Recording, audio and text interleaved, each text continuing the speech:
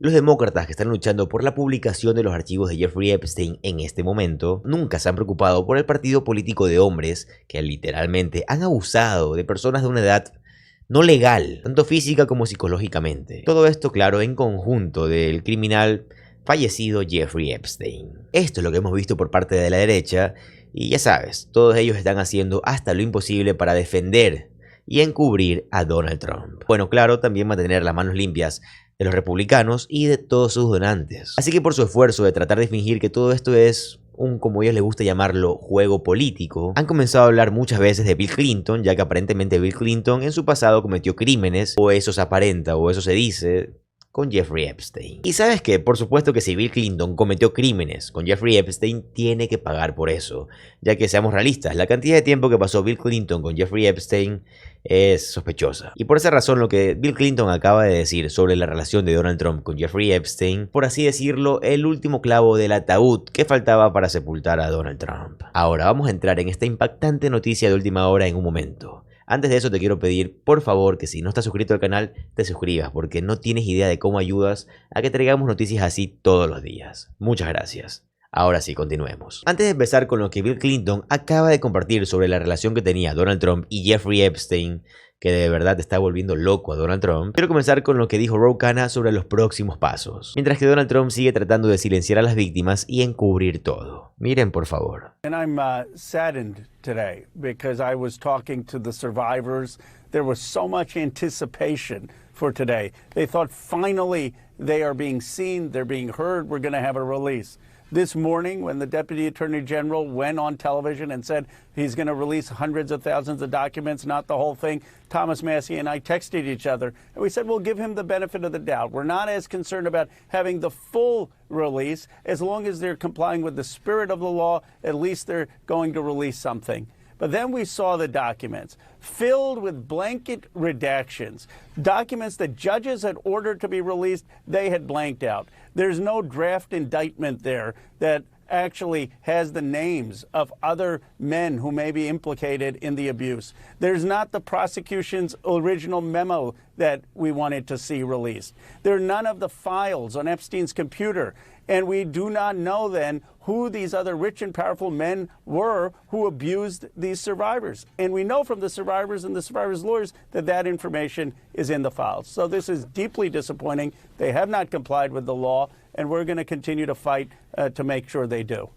Your first reflex in many situations like this is to give them some grace because it's a lot. However, we also know for months and months and months and months and months and months and months, they have resisted releasing. So my question to you on your point about, you don't trust what you've seen so far, and Caitlin's reporting, this is what she does for a living. She understands the documents. Imagine if you did have too much and you didn't have the staff to do it all. Right? You said the spirit of the law. Those witness statements Caitlin talked about. Memos, why didn't you indict Jeffrey Epstein? Or when you did bring charges, why did you bring this, not that?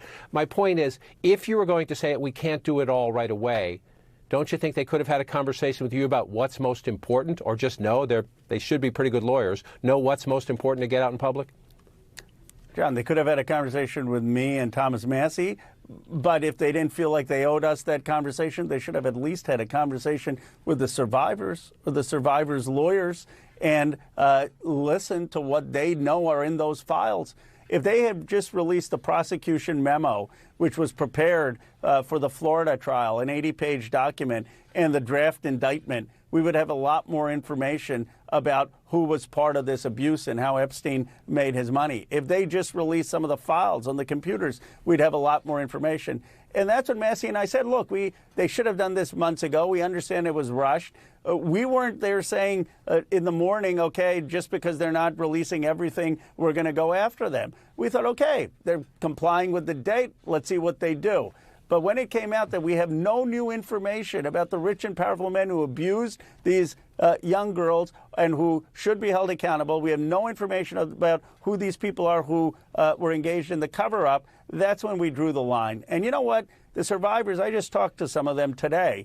They're ready to come back. Estas sobrevivientes únicamente exigen justicia, quieren que su historia se escuche. Han sido traumatizadas por Jeffrey Epstein, por Donald Trump y por todos estos multimillonarios que de ellas. Muchas de ellas ni siquiera pueden recordar lo que pasó porque fue tan desgarrador que el trauma no permite recordar exactamente cómo fue que sucedió. Que esto no provoque ningún tipo de ruptura o ningún tipo de empatía en los republicanos demuestra qué tan desagradables son estas personas y hasta qué punto de resquebrajar la ley son capaces de llegar para defender a Donald Trump. Y justamente ahora están haciendo eso, dañar la ley, romper la ley, no mostrando completamente los archivos de Jeffrey Epstein, no siendo transparentes. Y los que se han encargado de obstaculizar todo esto han sido principalmente Pam Bondi, que es la fiscal general, Kash Patel, que es el director del FBI, y también Todd Blanche, que básicamente es el segundo al mando dentro del Departamento de Justicia. Es por esa razón que ahora están hablando tanto de Bill Clinton y de que Bill Clinton estaba con Jeffrey Epstein y que Bill Clinton pasaba horas y días y semanas con Jeffrey Epstein. ¿Y sabes qué? Solo lo hacen para desprestigiar a los demócratas,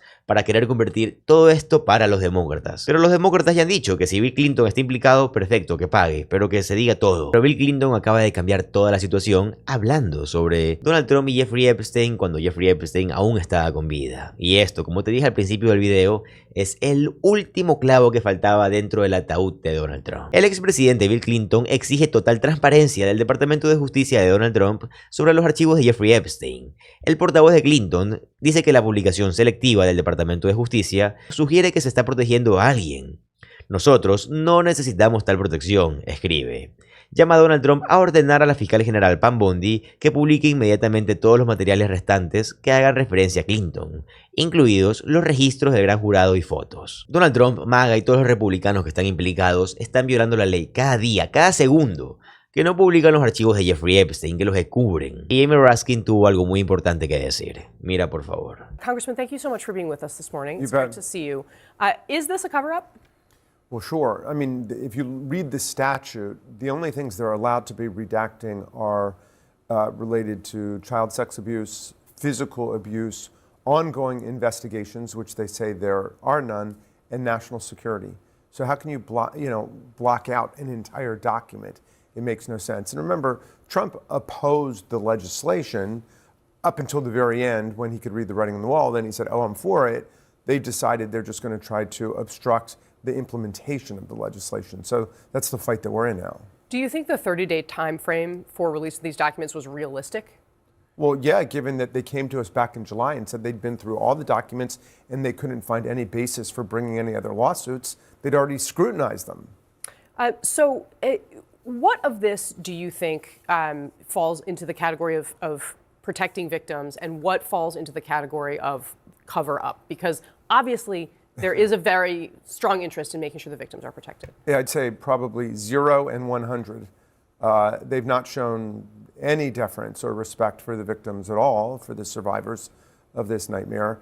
And it's all about covering up things that, for whatever reason, Donald Trump doesn't want to go public, either about himself, other members of his family, friends, Jeffrey Epstein, or just the social, business, cultural network that he was involved in for at least a decade, if not longer. So do you think this actions that the Department of Justice are taking on this are specifically designed to protect Donald Trump? Well, what else? I mean, that's their whole business model. In fact, they're trying to reorganize American constitutional jurisprudence and the rule of law around the idea that the entire executive branch serves one guy. That's the unitary executive theory, that this is all about serving whatever Donald Trump wants. So yeah, I can't imagine what other interests they have in mind. One of the things we did see were a number of pictures of former President Bill Clinton with Jeffrey Epstein, with Ghislaine Maxwell, in a jacuzzi, swimming in a pool. How do you explain that connection, and are you comfortable with it? I mean, I have no idea. This is why we want to get to the bottom of it and get all of the facts out to, to the public. I mean, that's what this is about. And, look, there are clearly lots of people that are in photographs with Jeffrey Epstein, and in addition to being a child sex predator and an international child sex abuse trafficker, he was very much of a socialite and a sycophant and a panderer to different people. So there's lots of people who've appeared in those contexts, and we shouldn't be covering up for anybody if they were actually involved in criminality. And otherwise, it's embarrassing to people, but the Congress has said we don't want the suppression of materials simply because somebody may be embarrassed. I mean, Bill Clinton has appeared along with Donald Trump, along with Noam Chomsky, and other people from different aspects of our society. But what we're looking at is how did a global, decades-long, billion-dollar sex ring go undetected and unpoliced for such a long period of time? This is about a double system of justice. Remember, he was convicted back in 2008, but that didn't stop him from going forward and continuing to run the whole network. I mean, Republicans would probably sit here and say, well, why didn't you do this when Joe Biden was president of the United States, when you had the power? Well, if they ask me personally, I can produce for you, as I've produced for them, a number of letters I wrote, including a hearing I did as a subcommittee chair on the Oversight Committee about Alex Acosta and the double system of government that we saw back in Florida. Remember, there was a 60-count federal indictment ready to go on this international child sex trafficking ring with all kinds of counts, including the money laundering, the conspiracy, the prostitution, and so on. And Alex Acosta cast the whole thing overboard and came back with one state count of solicitation in Florida to benefit Epstein and his friends. And there was really a cover-up of other people who were involved as part of that plea bargain agreement. And I've got the letters to show how I was demanding hearings on that back in 2018, 2019. So that's just phony. In any Y bueno, amigos, acabamos de llegar al final del video y te quiero dar un consejo más que todo, porque en estas fechas entiendo que todo está muy difícil, nadie sabe exactamente qué va a pasar a futuro, pero hay muchas especulaciones. Y te quiero decir lo que yo considero con mi análisis, con lo que yo he podido leer de otros economistas, con lo que yo mismo he podido analizar como economista, que no me considero ni el mejor ni de cerca, pero te puedo decir lo que yo creo que es lo mejor que puedes hacer. Como te he dicho en otros videos, Donald Trump no lleva ni siquiera un año como presidente y has visto todo lo que ha hecho. Has visto cómo ha destruido la economía de Estados Unidos, has visto cómo ha dañado todas las relaciones con otros países, has visto cómo no hubo personas, sino que empleos enteros, por ejemplo agricultores, ganaderos, se han quedado en bancarrota gracias a Donald Trump. Sectores, industrias han perdido miles de millones de dólares gracias a Donald Trump. Te preguntarás, ¿cómo afecta o qué me vas a recomendar? Mira, actualmente Estados Unidos tiene un nivel de desempleo gigantesco y un nivel de inflación gigantesco. Esto es algo que todos sabemos. Hemos perdido aproximadamente 1.2, 1.3 millones de empleos.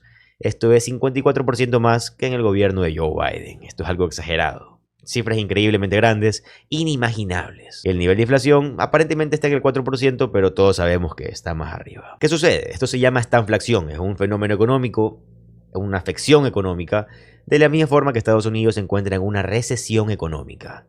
Esto quiere decir que estamos en crisis. El país no tiene dinero, todo está caro. ¿Qué hacemos? Mira, si tú tienes la bendición, y te digo, la bendición de trabajar y que te sobra un poco de dinero, cuando digo sobrar me refiero que tienes dinero extra para comer en un lugar costoso, tienes dinero extra para comprarte un lujo, eso es dinero de sobra. Yo te recomendaría que hagas un cálculo, abras un Excel, escribas en una hoja qué necesitas de verdad, no exagerados, no lujos, qué necesitas de verdad para sobrevivir un mes. Tus 3 comidas, si comes 3, 4, 2, las que consumas necesarias, las bebidas, cuánto consumes de arriendo, cuánto consumes de gasolina, lo que te sobre, sean $100, 200, 500, 1000, no importa. ¿Cuánto dinero gastas al mes de tu salario necesario para sobrevivir? ¿Y cuánto te sobra? Ese sobrante, guárdalo. En el banco y en efectivo. No importa cuánto dinero sea el sobrante, guárdalo. ¿Por qué? Como te acabo de decir, el país tiene niveles de desempleo gigantescos y las cosas cada vez están más costosas. Así que tú no sabes en qué punto puedas perder tu empleo. Créeme que puede suceder en un mes, como puede que no suceda nunca, o en 4 años. ¿Qué vas a hacer? Vas a ir preparando un pequeño fondo de ahorros. No tienes que meterlo en ningún lugar que no sea el banco o en efectivo. Banco o efectivo. Hay muchos comentarios que me dicen que es imposible ahorrar, que no se puede ahorrar, que yo entiendo. Créeme que lo entiendo. He visto cómo está la economía. Sé que hay gente que no puede ahorrar ni $1 y yo no los puedo obligar a hacerlo porque es imposible. Perfecto, no puedo hacer más. Pero si tú tienes la bendición de poder hacerlo, te lo recomiendo. Hazlo. ¿Cuánto dinero te recomendaría que ahorres? Mínimo 3 meses de tu vida. Si tú para sobrevivir gastas, no sé, digamos $1.500 al mes, guarda al menos $4.500. ¿Por qué? Porque si pierdes tu empleo, pierdes tu fuente de ingresos, ¿Qué haces? Tienes 3 meses libres para, no libres, pero con dinero suficiente para poder respirar y pensar qué hacer, dónde meter carpeta, dónde moverte, comenzar a buscar, porque si no tuvieras ese dinero guardado, tienes de dos. Te despiden y o buscas un trabajo exageradamente rápido, muy mal pagado y tu calidad de vida baja, no encuentras trabajo, haces un préstamo al banco para poder sobrevivir porque tienes que pagar necesidades, biles y ahora no tienes trabajo y una deuda. Es peor. ¿Ok? Lo que te estoy diciendo no es nada más que un consejo. Si lo quieres tomar, tómalo. Si no lo quieres tomar, no puedo hacer más, pero créeme que viene únicamente desde la gratitud hacia ti por estar viendo este video. De verdad. Como te dije al principio del video, si te gusta el contenido de política estadounidense, te va a encantar suscribirte al canal, ya que subo videos como estos todos los días. Mi nombre es José Alvarado, soy economista y estoy comprometido a informarte diariamente. Nos vemos en el siguiente video. Adiós.